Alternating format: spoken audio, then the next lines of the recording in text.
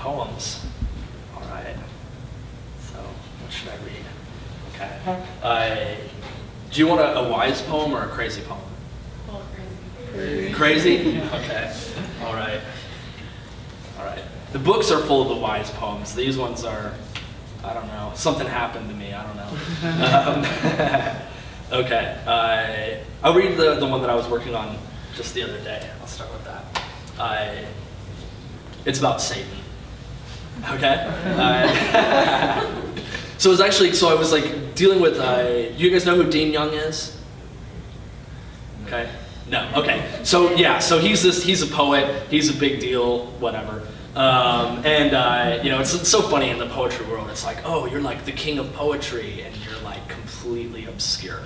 That's the beauty of it. I love and like all this academic reading. It's really interesting reading stuff that was written even hundreds of years ago, where they're talking about the liberty of a poet to write what a poet wants and pursue true art, because no one's going to pay for that shit anyway, right? So I like that. So he wanted me to write a poem to English departments, but I didn't want to do that, so I did this instead. So this poem is called Job. Satan is at your doorstep. He's been there for days, checking his phone like a teen. The emails he'd sent had gone unread, his confirmation number misplaced. In the Upanishads, it is a boy who shows up at his door. He is hospitable. Would you like some tea? Coffee? I have French press. Beans from Ecuador. My brother Mammon brought them back for me, a whole pound. He also told me about a tortoise who was very wise, but who hated humans. When you let Satan in, you of course realize he is you. So you work on a poem and or Holocaust. But of course he says, a poem is much too brief. It is just a toy. It lacks rigor. You must create something much larger and cite your sources meticulously. Same for Holocausts. This is how Satan plays at ensuring your inadequacy. Every tenor is every vehicle, he says. He loves surrealism because it can't be trusted. But now let's talk about me. Satan's love is watching rom-coms with someone with whom there is no future. My head underwater. Satan's love means I am the dad in that Rethke poem. A child's ear scrapes a buckle, and that is the shape of care. Hell is like this. When I was a child, I didn't know Satan was a thing. Meanwhile, here in Texas, children in hot fluids should be kept apart, whispers the coffee cup. When I was a child, I wanted to be an architect, but then I would have to work. So that's a poem. For that nonsense. Okay, to deflect all this attention that's on me, because it makes me terribly uncomfortable, I'm going to read a poem by my 7-year-old son. Should I do that? It's a hate poem though. It's an angry poem about Donald Trump. Yeah, my son is very displeased about certain things right now. I don't know where he gets this. He just like picks it up at school. He said there's one kid at his school who was like a really big Trump fan, and he was like, and that's the kid who hits everyone in the playground. I was like, dude, you are so wise. Okay, so this is a poem by William, age 7, citizen. Donald Trump says he wants to make America great, but he just wants to make it a mess because he likes messes. His hair is a mess. He is like my little brother who throws Lucky Charms all over the floor. He is like a lumpy rock that looks like a skull, with an angry face because he's mean, with corn hair. He wants to make the world into a large war. He's just not a nice man. I know, good kid. Okay. All right. Should I read a poem about death called Happy Birthday? Yeah? Okay. All right. I started writing these poems called Happy Birthday, and they're all about death, so I was like, God, there's some morbid stuff going on here. Okay, happy birthday. Like leaves, the toddler waits to fall. Like seasons, the old woman waits to fall. The sun is not a sphere, it is a circle. Just look at it. It is already too late. Age is burying the family cat and eating macaroni and cheese with Dr. Phil on. This life. You have a puncher's chance, a blue boxered puncher pushed against the ropes like a neck. So here are the candles. Roman numerals, so 31 is just pornography plus 1. Make a wish. Blow. When someone dies, she or he is just waiting to fall, like leaves or seasons, and then has fallen.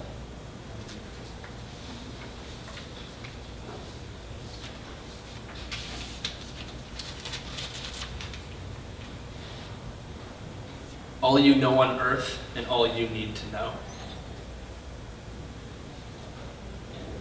The man lied there on the board, like you'd imagine a dead man to lie. Or is it lay? He's on the board beneath the dull lights of the funeral home, and over his body is draped a sheet. It is as if he is a body on television, but this isn't television. His face is pouring in on itself, and around him in their turn, his grandsons drape their bodies over him for what has been lost. A room over, the grandsons look at different urns. They are different than what you'd expect. I'd pictured Keats' Grecian urn, something fantastic with pipers gaily dittying, a scene of resurrection or the ornaments of elegance. Instead, the urns aren't like vases at all. They're just boxes.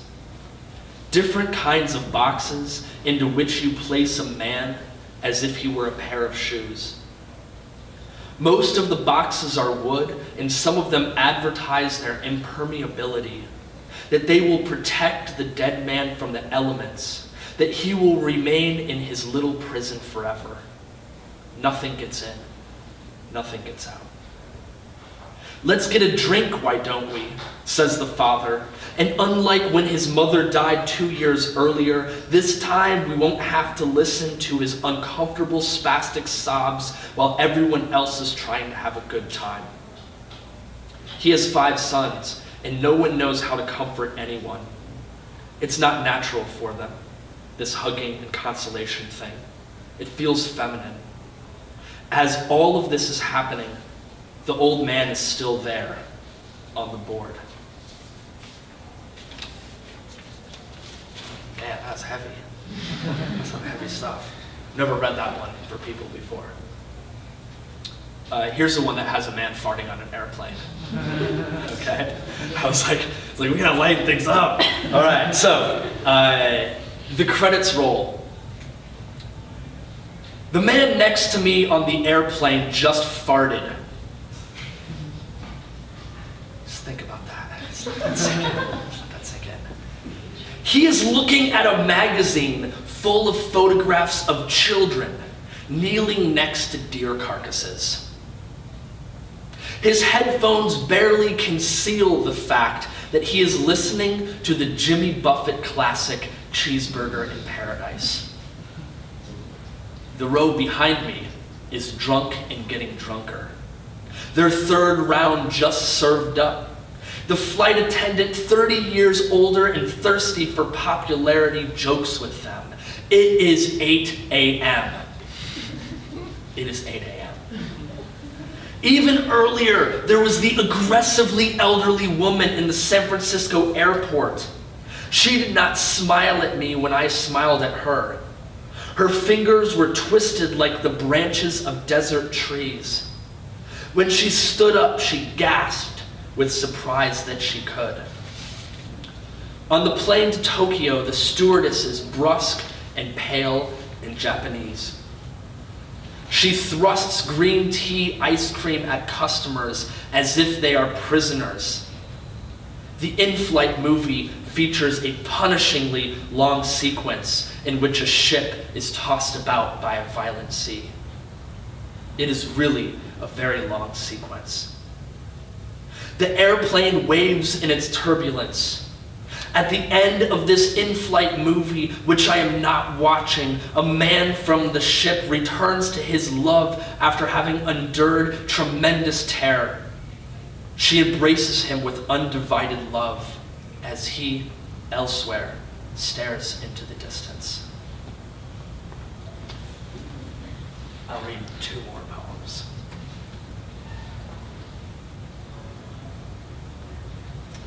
Here's a poem about zombies.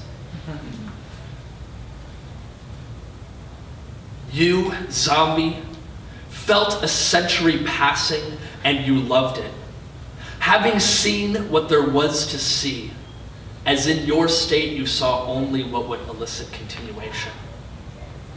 You had to debate what was important to you, the television, the photo albums, the incontinent terrier, the heart of your son, the heart of your mom, the hearts of strangers frightened in the night. Despite illness, it remained possible to engineer complex analogies regarding the fundamental nature of the human condition. A fact, though, was that even on your very best days, you yearned to eat all the flesh you could find, though you long ago recognized that's all it was, just flesh. Not life, not truth, not love. In the village of zombies, we zombies pull limbs from the living because we are lonely, because it is what we must do.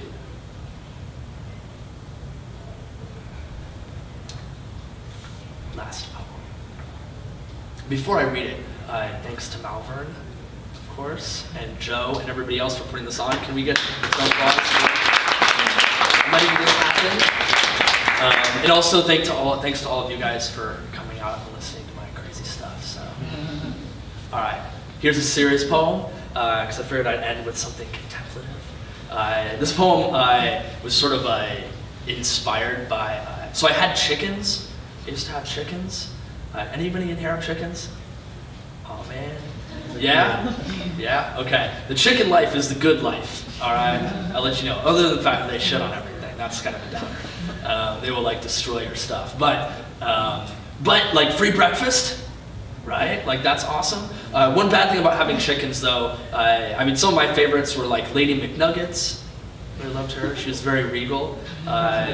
Cluck Norris. Very good at martial arts, questionable political views.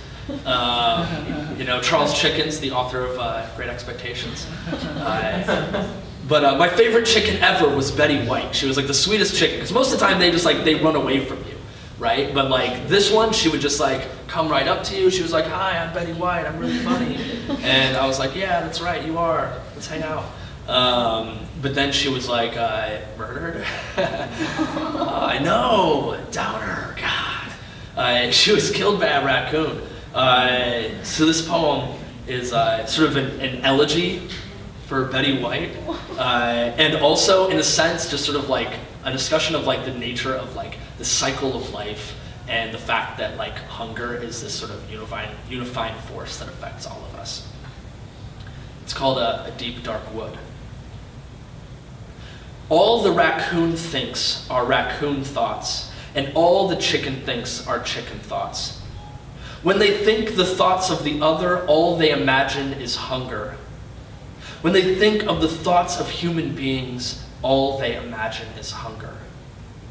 Raccoons and chickens are very wise, much wiser than teachers who make nets from ideas they've stolen from history. All we eat is grace. And the only way to feel better about the death of a tomato is that one day a tomato will feast upon our bones. For a long time, these notions will seem like ideas. They will be trivia suitable for a game show or a night in the parlor with your in-laws. The truth is, it is up to you to love who you are. When this and all stumbling in the great forest become more than ideas, then you are ready. Thank you.